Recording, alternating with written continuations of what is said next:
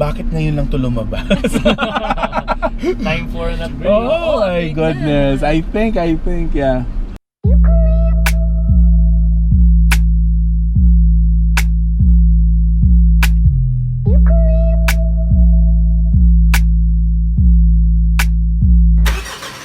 This is the 2020 Montero Sport in Jet Black Mica.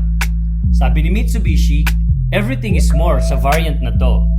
More luxury with the revamped interior, mas advanced with its technology and more robust. Let's find out! Excited na akong masubukan yan dito sa Mitsubishi Carworld, Pampanga. You may find them here at Jose Abad Santos Avenue, City of San Fernando. To make sure na safe tayong mga customers ngayong pandemic, we have to follow safety precautions as we enter, get our temperatures checked, and give our details sa front desk. That's right. Pag ready na tayo, we'll be assisted by their sales representative. Syempre, we have to follow physical distancing. Nag-invite din kami ng special guest para malaman kung approved ba ang latest Montero Sport. I'm Ariel de la Cruz. I'm Nicolette Henson-Hizon, and this is Stories on Wheels.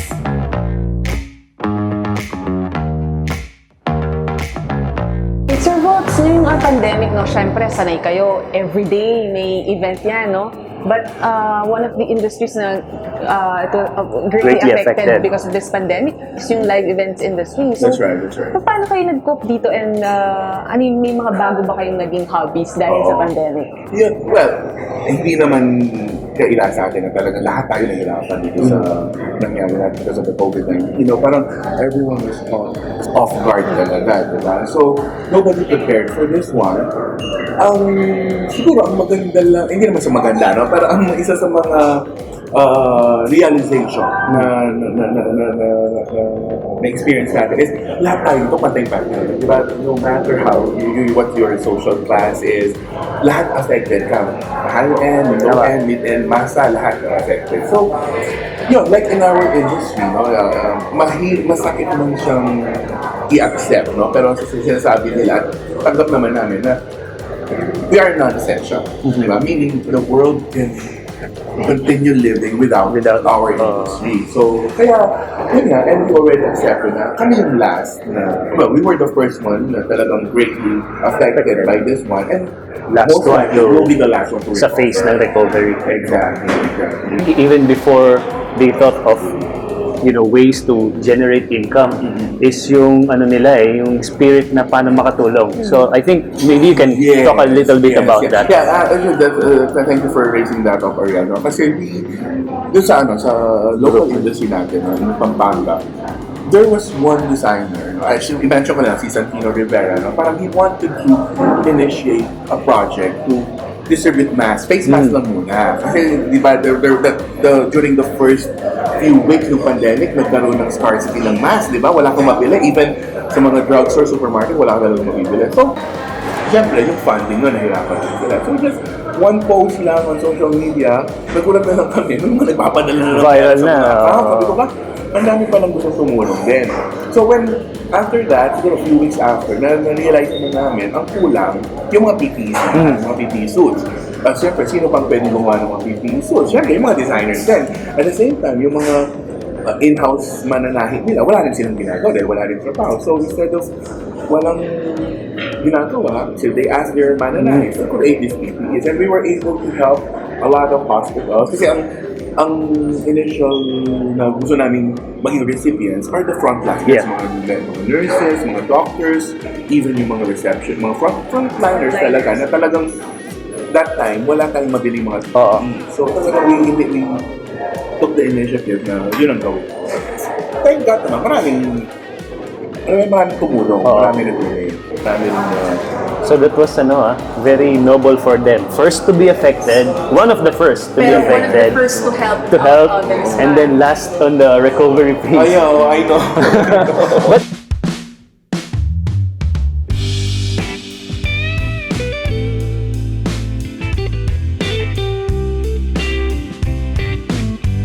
From being busy, day and night kayo. Alam ko, nakakakita din ako ng maraming mga plants dun sa house mo, Sir Walter. Paano ka ba nahilig sa mga plants ngayon So, sa pandemic or even before pandemic? Certified plantito.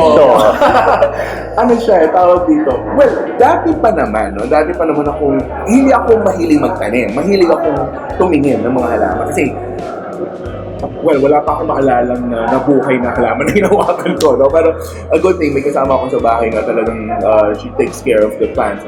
I really just wanted to have some living things inside my house. I have a dog. No? I have 2 dogs. And, tapos sabi ko, parang maganda naman relaxing sa bahay. May plants ako before. Dati pa naman, before pa nito-pandemic. And sa business mo, sa live events industry, very important ang magkaroon ng sarili. Yeah. Of course. So, itong car na to, ano yung mga kina-consider mo ba before Before buying you a car? purchase, ako kasi, dahil I work with people, ang gusto ko, yung maraming yung masasakyan ng tao, ng comfort. And most of the time kasi, I also drive my own car, no? I seldom get a driver during the event. Ano yun, yung parang yung magaan para sa akin na imagine ko, i-drive, no? So, yun ang kina-consider ko na since I'm working with people, I have people with me, so dapat yung convenient din sila, comfortable din sila sa pag-biyahe. Lalo na kasi, kami, physical ang trabaho namin. Yeah. Di ba, we run from one place to another, di ba? You know, so, kailangan yung comfort pa rin. And at the same time, syempre, i-consider mo rin yung reliability ng brand, di ba? Exactly. So, And I believe you're driving a Montero. Yes, I'm driving a Montero. Bakit mo ito pinili, Sir Walter? aside from the fact that it's a good deal, It is a good Actually, basing it on reviews, no? Kasi online, no? Nakita ko, nung lumabas akong bagong design ng Montero 2017, actually, nakita ko siya physically, from the outside, nagandahan ako. Diba? Nagandahan talaga ako sa kanya. so meron ng connection. May connection na. Mamaya, i-test drive naman Ite-test drive naman natin yung bago. Ay, oo, Because may bago daw eh. yung last model was released in 2017. Yeah, that's the first So, one that I have. so right now, it's the 2020. Oo. So, you tell us what's the difference. Sige nga, I'm excited. And if you're looking for an upgrade, Yeah, probably. Bolder look according to Mitsubishi, which is true dahil sa bagong trim at sa headlamps plus the twist sa rear lights. You'll also be welcomed with comfortability sa loob. Its interior screams sosyal sa unang tingin pa lang. Another advanced feature they made is this 8-way power adjustable driver's seat. Redesigned din ang floor console at soft padded ang interior door handles. Look at this.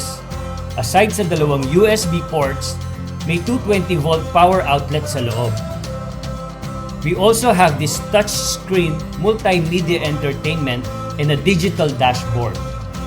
Under the hood, it gives us 2.4-liter Mavic clean diesel engine and an 8-speed automatic transmission. Wow! Fuel efficiency and power at its finest.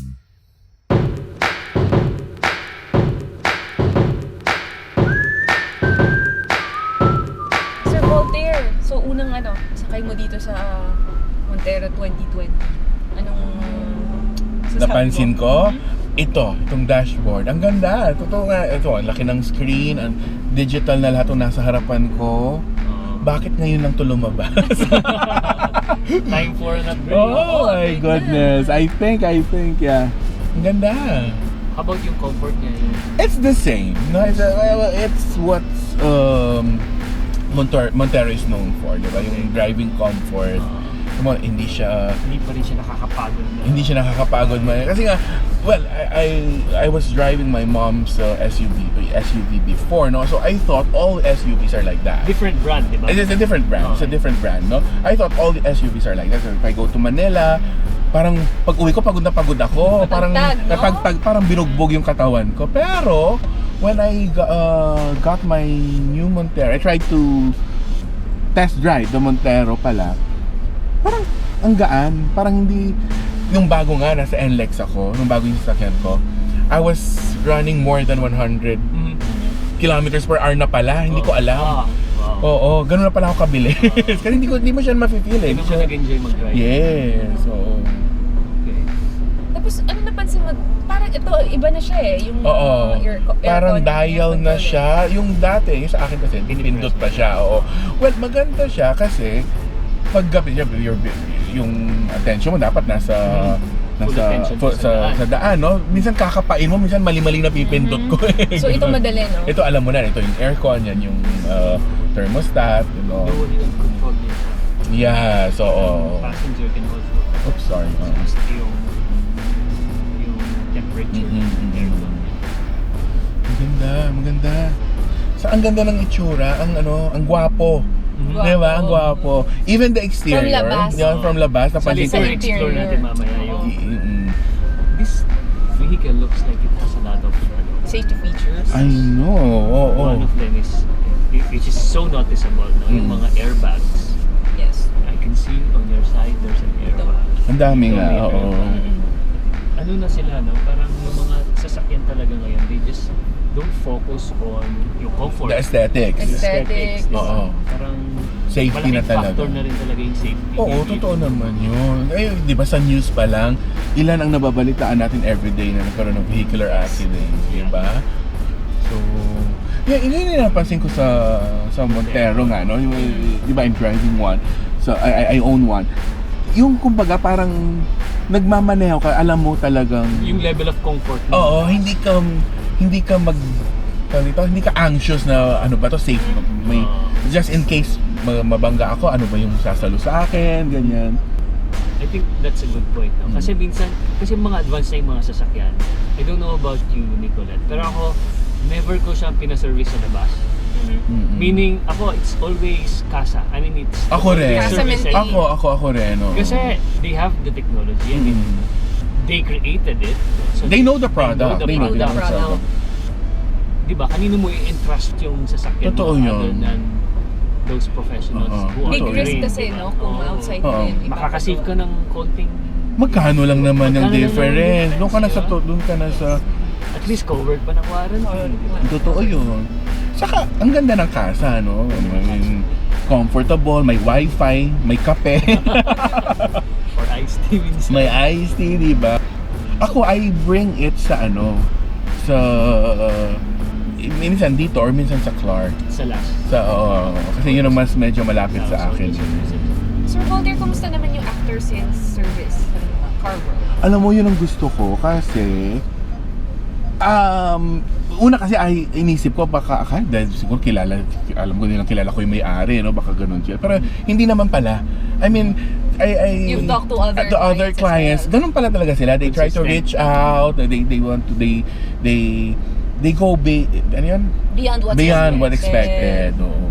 That's good. Beauty pageant question. What are your core values ba in life? In life, Ano yung values ni The oo. Voter? No, hindi talaga. Yung ako, I'm proud, no? Kung ano yung tinuro sa akin ng parents ko talaga.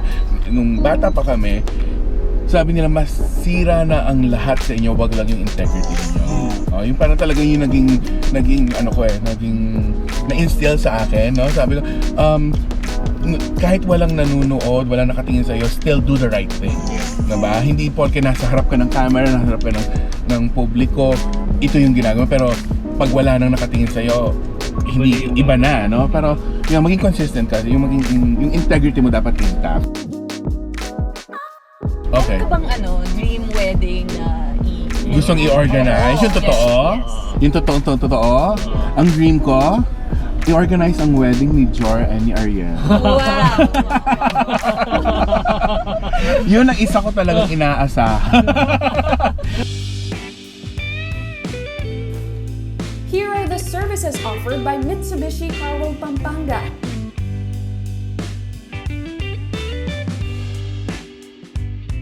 If you have any questions regarding these services or you are ready to schedule, contact any of these numbers. Carworld is offering 120,000 pesos all-in down payment for the Montero Sport. Handa na ba kayong magkaroon ng Montero Sport? At gusto na ninyong ma-experience magamit ito? Bumisita na sa Mitsubishi Carworld sa Jose Abad Santos Avenue, City of San Fernando, Pampanga. Like and follow their Facebook page, Carworld Pampanga. You may also contact their sales representatives with these numbers. For our next feature, i-comment na kung anong sasakyan ang gusto ninyo. Make sure you subscribe to us because we will be presenting more videos of different brands which might be your next ride. And this is Stories on Wheels.